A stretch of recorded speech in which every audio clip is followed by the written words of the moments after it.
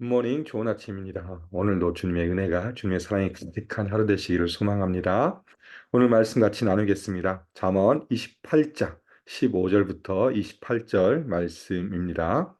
잠언 28장 15절부터 28절 말씀입니다. 가난한 백성을 압제하는 악한 관원은 부르짖는 사자와 줄인 곰 같으니라. 무지한 치리자는 포악을 크게 행하거니와 탐욕을 미워하는 자는 장수하리라. 사람의 피를 흘린 자는 함정으로 달려갈 것이니 그를 막지 말지니라. 성실하게 행하는 자는 구원을 받을 것이나 굽은 길로 행하는 자는 곧 넘어지리라. 자기의 토지를 경작하는 자는 먹을 것이 많으려니와 방탕을 따르는 자는 궁핍함이 많으리라. 충성된 자는 복이 많아도 속히 부하고자 하는 자는 형벌을 면치 못하리라. 사람의 낯을 보아주는 것이 좋지 못하고 한 조각 떡으로 말미암아 사람이 범법하는 것도 그러하니라. 악한 눈이 있는 자는 재물을 얻기에만 급하고 빈궁이 자기에게로 임할 줄을 알지 못하느니라. 사람을 경책하는 자는 혀로 아첨하는 자보다 나중에 더욱 사랑을 받느니라. 부모의 물건을 도둑질하고 써도 죄가 아니라 하는 자는 멸망받게 하는 자의 동류니라. 욕심이 많은 자는 다툼을 일으키나 여호와를 의지하는 자는 풍족하게 되느니라. 자기의 마음을 믿는 자는 미련한 자요 지혜롭게 행하는 자는 구원을 얻을 자니라. 가난한 자를 구제하는 자는 궁핍하지 아니하려니와 못 본 채 하는 못 본 채 하는 자에게는 저주가 크리라. 악인이 일어나면 사람이 숨고 그가 멸망하면 의인이 많아지느니라. 아멘. 우리 인생에 있어서 성공과 실패의 기준은 무엇일까요? 우리가 모든 사람들이 결국 인생의 성공을 위해서 달려간다라고 이야기하는데 그 성공과 실패의 기준 또 이것을 어떻게 정의할 수 있을까? 이거는 아마 각자의 나름대로 다 다르게 생각할 수도 있을 것입니다. 그러나 오늘 우리 잠언 28장을 통해서 우리가 인생을 살아가는 데 성공이 무엇이고 또 실패가 무엇인지 한번 살펴봤으면 좋겠습니다.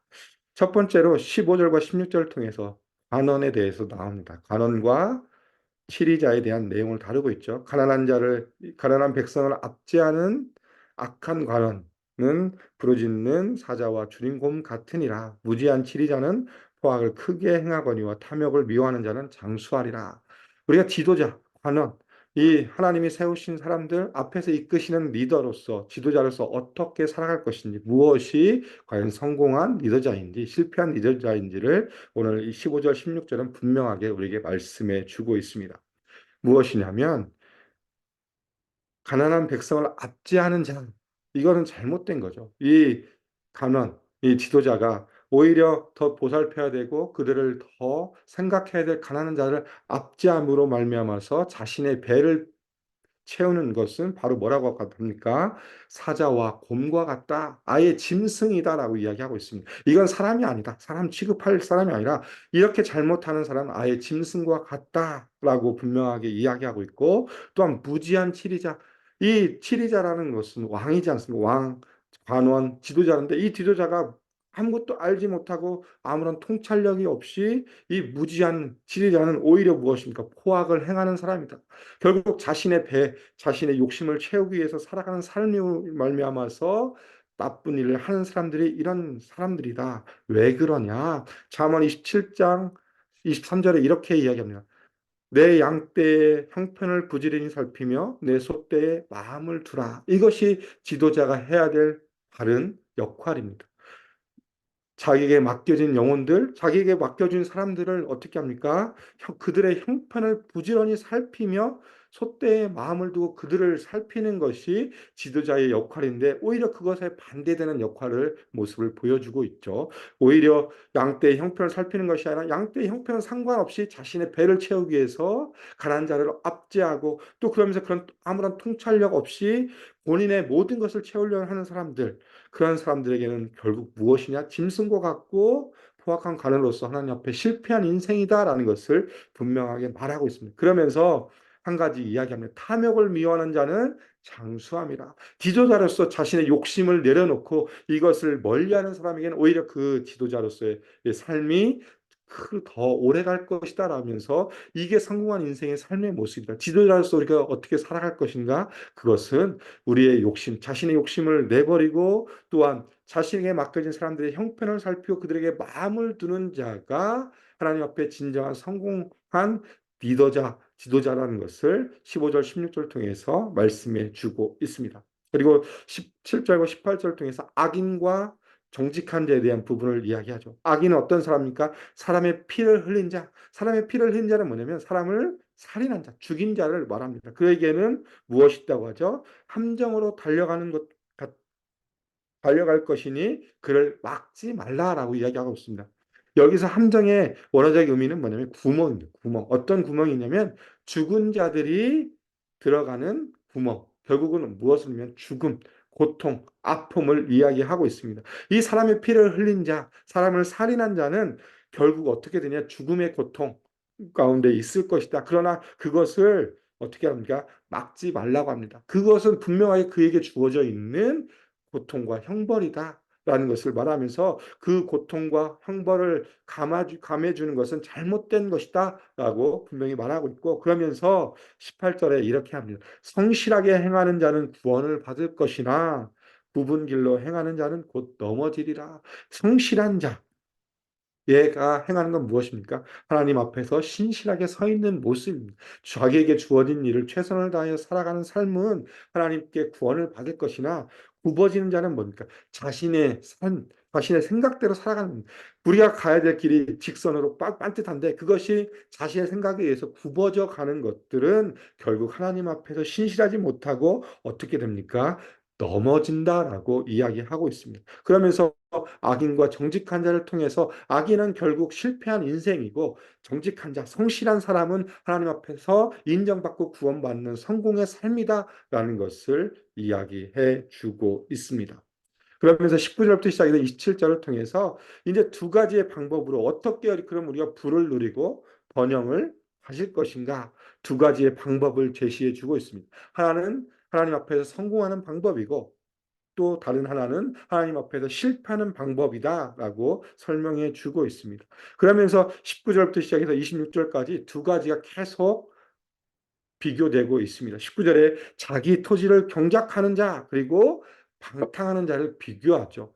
여기서 자기 토지를 경작하는 자는 뭐냐면 결국 땀 흘림에 대해서 이야기하고 있습니다. 그 당시 문화를 생각하면 그 당시는 농경 문화였습니다. 자신의 부를 채우고 자신의 소유를 늘리는 것에 있어서 가장 첫 번째는 자기 토지를 경작하는 것입니다. 그것은 자기가 땀을 흘리면서 일하는 것, 그 일하는 대가로 받는 것이 하나님 앞에서 정직한 방법이고 정당한 방법이다라고 말하고 있고 이에 반해서 방탕한 자는 어떻게 됩니까?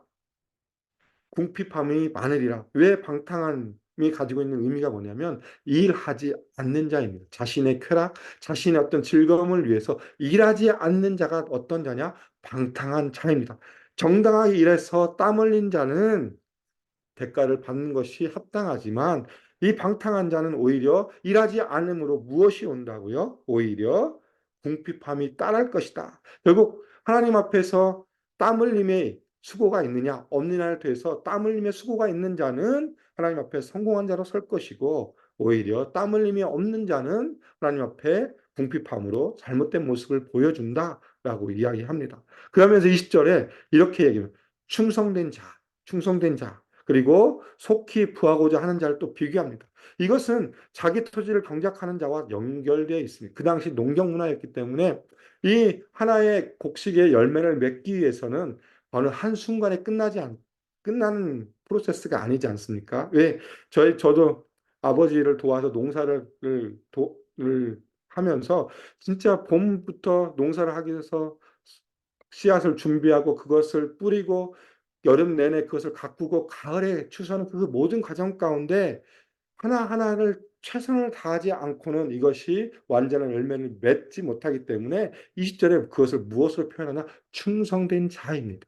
우리에게 주어져 있는 그 농사의 모든 과정 가운데 그것을 하나를 놓쳐버리면 그것이 실패하기 때문에 모든 과정 가운데 최선을 다하고 그것을 하는 것이 충성된 자인데, 이 속히 부하고자 하는 자는 뭐냐면 이 모든 과정을 줄이고자 하는 거예요. 그래서 오히려 어떻게 하냐면 비료도 더 많이 주고 더 빨리 어떻게든 열매를 걷고자 하는 그 욕심 때문에 오히려 비료를 더 많이 주고 더 많은 프로세스를 줄이려고 하지만 오히려 그것이 역효과를 통해서 잘못된 결과를 가져올 수 있다는 것입니다.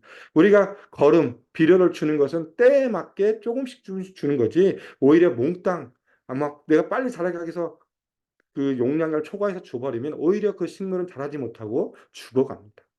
그것 때문에 속히 부하고자 하는 자는 결국 어떤 것을 갖습니까? 형벌을 면치 못한다. 이 형벌을 면치 못한다는 것은 뭐냐? 열매를 거두지 못하기 때문에 결국 하나님 앞에 인정받지 못한다는 것을 말씀해 주고 있습니다. 그러니까 자신의 토지를 경작함으로 땀 흘림으로 그것의 모든 과정 가운데 최선을 다하고 충성된 자는 하나님 앞에 인정받지만 오히려 방탕하고 속히 부하고자 수단과 방법을 가르지 않는 자는 오히려 하나님 앞에서 심판받고 형벌을 받는다라고 이야기하고 있습니다. 그러면서 22절, 21절, 22절, 23절 통해서 또 다른 또 모습을 보여주고 있습니다. 23절은 사람을 경책하는 자, 21절과 22절 통해서 뇌물과 악한 눈을 가진 자에 대해서 비교를 해주고 있습니다. 사람의 낯을 보아주는 것은 좋지 못하다라고 이야기하고 있죠. 어떤 일을 진행할 때 그 사람이 나하고 친분이 있기 때문에 내가 그 사람을 봐줘. 이것은 오히려 하나님 앞에서 정당하지 못하는 것입니다. 오히려 이 모든 일을 할 때는 그 앞에서 그 행한 일들만 가지고 그것이 옳은지 그른지 해야지 오히려 사람의 낯을 보아주고 그것을 그래 됐어 하는 것이 오히려 좋지 못하다 하고 있고, 한 조각의 떡으로 말미암아 사람이 범특파하는 건 뭐냐면 뇌물입니다. 뇌물. 우리가 어떤 일을 할 때 그것을 뇌물을 주면서 자신에게 유리하게 하고 그것 자체가 잘못됐다라는 것을 이야기하고 그것을 뭐라고 합니까? 범법했다라고 분명하게 이야기하면서 23절에 사람을 경책하는 자는 오히려 혀로 아첨하는 자보다 나중에 더 사랑을 받는다라고 분명하게 말씀해 주고 있죠. 이것은 어떤 의미냐? 사람을 경책한다는 것은 꾸짖는 것입니다. 그 사람이 잘못한 것에 대해서 분명하게 이야기하고 이것은 내가 잘못한 것이야. 그렇기 때문에 너는 이것에서 돌아와야 되라고 얘기하는 자가 그 이야기할 때는 오히려 핍박을 받고 더 힘든 상황 가운데 놓일 수 있지만 나중에는 어떻게 되느냐? 아첨하는 자보다 오히려 더 사랑받는 자의 모습이다. 이것이 성공하는 자의 비결이다. 오히려 그 사람이 잘못된 것이 있다면 그걸 정직하게 이야기하고 꾸짖어야 되는 것이 뇌물을 받고 그 사람의 낯을 보고 보아주고 아첨하는 것이 아니라 이것이 더 중요하고 이것이 성공하는 방법이다. 오히려 뇌물을 받고 사람의 낯을 도와주는 것은 하나님 앞에서 실패한 방법이다라는 것을 잠언은 또 계속 말씀해 주고 있습니다. 그러면서 이제 25절, 24절을 통해서 부모의 물건을 도둑질하고서도 죄가 아니라 하는 자는 멸망을 받게 하는 자의 동륜이라. 여기서 부모의 물질을 도둑질한다는 것은 반사회적 행동의 최고의 절정입니다. 하나님이 주신 우리가 공경의 대상인 누구니까 부모의 재산을 빼앗는 것은 이 십계명의 계명을 깨는 것부터 시작해서 잘못된 부분이고 이것은 최고의 잘못된 행동임을 분명하게 말씀해 주고 있습니다. 우리가 부모를 통해서 부모의 사랑을 받은 자로서 부모를 공경하는 것이 마땅한 것이지 부모에게 가지고 있는 재산을 빼앗고 부모의 물건을 빼앗는 것은 그것은 좀 잘못된 것이다라는 것을 분명히 이야기하고 있습니다. 그러면서 25절, 26절 통해서 이렇게 결론을 내려주고 있습니다. 욕심이 많은 자는 다툼을 일으키나 여호와를 의지하는 자는 풍족하게 되느니라. 자기의 마음을 믿는 자는 미련한 자요 지혜롭게 행하는 자는 구원을 얻을 자이니라. 결국 욕심이 많은 자, 자기의 마음을 믿는 자, 이것은 하나님 앞에서 실패한 자의 인생의 모습이고 여호와를 의지하는 자, 지혜롭게 행하는 자는 하나님 앞에 성공하는 자의 모습임을 다시 한번 분명하게 잠언은 우리에게 말씀해 주고 있습니다. 여호와를 의지하는 것, 우리의 삶의 주인이 누구인가? 하나님이심을 고백하는 것입니다. 그리고 지혜롭게 행한다는 것은 무엇이냐? 지혜의 근본이 누구입니까? 하나님이십니다. 하나님이 우리에게 주신 말씀을 따라가면서 그 말씀을 행하고 그 말씀대로 살아가는 삶은 하나님 앞에 인정받고 구원받는 삶이지만, 오히려 자신의 욕심이 채우고자 하는 삶, 또 무엇입니까? 자기의 마음을 믿는 자, 하나님을 믿어야 되는데 오히려 자기 자신이 삶의 중심이 되고 내가 모든 걸 다 할 수 있어, 내가 모든 것을 할 수 있다는 그 자만감으로 말미암아서 행하는 자는 결국 하나님 앞에 실패할 것이다 라고 말씀해 주고 있습니다. 그러면서 한 가지 더 이야기합니다. 27절에 가난한 자를 구제하는 것과 그거를 못 본 채 하는 자를 통해서 나눠줍니다. 가난한 자를 구제하는 자는 오히려 무엇입니까? 궁핍하지 않는 하나님 앞에서 성공한 자의 삶의 모습이고, 오히려 가난한 자를 구제하지 않지 못하고 못 본 채 하는 자는 저주가 크리라라고 분명하게 이야기하고 있습니다. 이 하나님 앞에서 성공하는 방법들, 또 하나님 앞에서 실패하는 방법들은 결국 딱 나누면 자기 중심이냐 하나님 중심이냐, 자기 중심으로 자기 욕심을 따라서 살아가는 삶은 하나님 앞에 실패할 것이고, 하나님 중심으로 하나님 지혜 가운데 지혜의 말씀을 따라 행하는 자는 하나님 앞에 성공한 자의 인생을 살아갈 것이다라는 것을 분명하게 말씀해 주고 있는 것이 오늘 본문의 말씀입니다. 그러면서 28절 이렇게 이야기하죠. 악인이 일어나면 사람이 숨고 그가 멸명한 의인이 많아지니라. 악인이 득세하면 오히려 바른말 하는 사람들은 자기의 이야기를 하지 않습니다. 왜? 아무리 이야기해도 듣지 않기 때문에. 그렇기 때문에 이 바른말 하는 사람들은 숨을 수밖에 없어요. 그러나 그와 반대로 어떤 일이 벌어집니까? 그가 멸명, 악인이 없어지면 오히려 의인들이 많아진다. 정말 바르게 행하는 사람들, 바른 말을 하는 사람들이 더 나타나서 우리가 어떻게 이 땅 가운데 바르게 살아갈 것인지 이야기하는 사람들이 더 많아질 것이다 라고 오늘 말씀은 결론을 내려주고 있습니다. 우리가 이 땅을 살아가면서 어떤 것이 성공인가, 어떤 것이 실패인가, 그것은 우리의 기준이 아니라 결국 무엇이 기준입니까? 말씀입니다. 우리가 하나님 앞에 서 있냐, 하나님 앞에 얼마만큼 진실하게 성실하게 충성되어 서 있느냐, 그것이 바로 성공이고, 우리가 하나님 앞에 서 있지 못하고 내 욕심대로 살아가는 삶은 하나님 앞에 실패한 인생임을 분명하게 말씀해 주고 있습니다. 이 실패한 사람들의 모습은 그 당시뿐만 아니라 이 사도 바울이 디모데에게 이야기한 디모데후서 3장 2절부터 시작해 5절의 말씀과도 똑같습니다. 디모데후서 3장 2절과 5절에 보면 사람들이 자기를 사랑하며 돈을 사랑하며 자랑하며 교만하며 비방하며 부모를 거역하며 감사하지 아니하며 거룩하지 아니하며 무정하며 원통함을 풀지 아니하며 모함하며 절대 절제하지 못하며 사나우며 선한 것을 좋아하지 아니하며 배신하며 조급하며 자만하며 쾌락을 사랑하기를 하나님 사랑하는 것보다 더하며 경건의 모양은 있으나 경건을 부인하니 이 같은 자에게서 내가 돌아서라라고 사도 바울은 디모데에게 말씀합니다. 여기서 나오는 모든 모습이 우리가 잠언 오늘 살펴본 하나님 앞에서 실패한 자의 모습이 그대로 투영되어 있습니다. 그런데 사도 바울이 이야기한 이 모습은 지금 이 시대를 살아가는 삶의 모습 가운데 똑같습니다.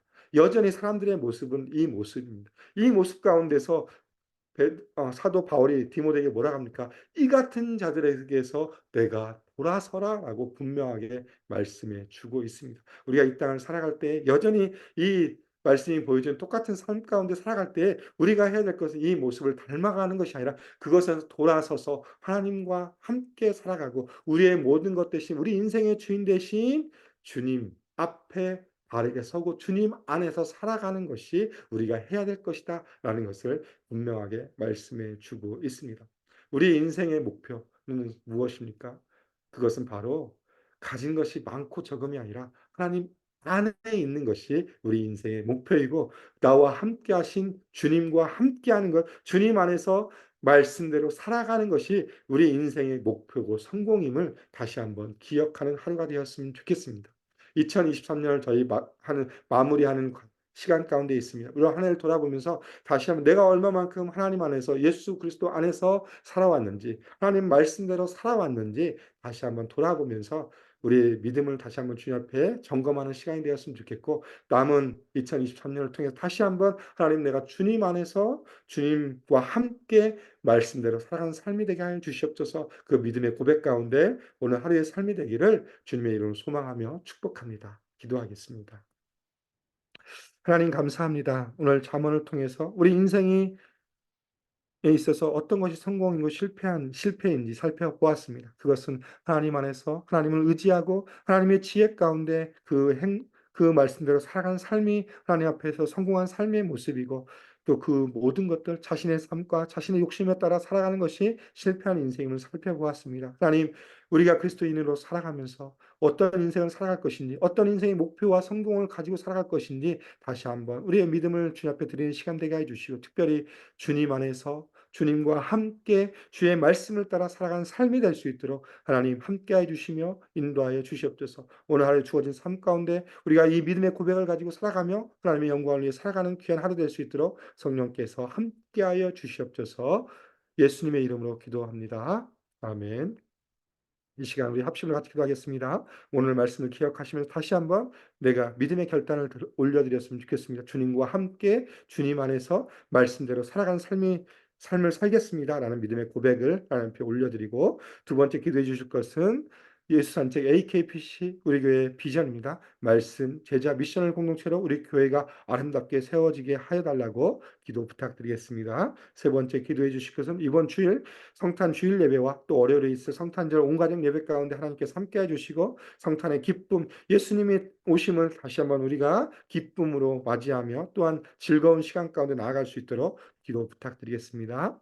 마지막으로 캄보디아에 선교하신 장성규 선교사님, 또 목장에서 후원하는 우리 선교사님들을 기도해 주시고, 투병 중인 성도님들을 위해 기도 부탁드리겠습니다. 특별히 오늘 김영수 집사님이 퇴원하시고 또 집으로 가시는데, 그 이후에 모든 치료 과정 가운데 하나님이 함께 달라 기도해 주시고, 투병 중인 모든 성도님들, 또 신분의 문제로 경제적인 어려움 가운데 있는 성도님들을 위해서 합심으로 같이 기도하고 일상의 삶으로 나아가겠습니다. 함께 기도하겠습니다.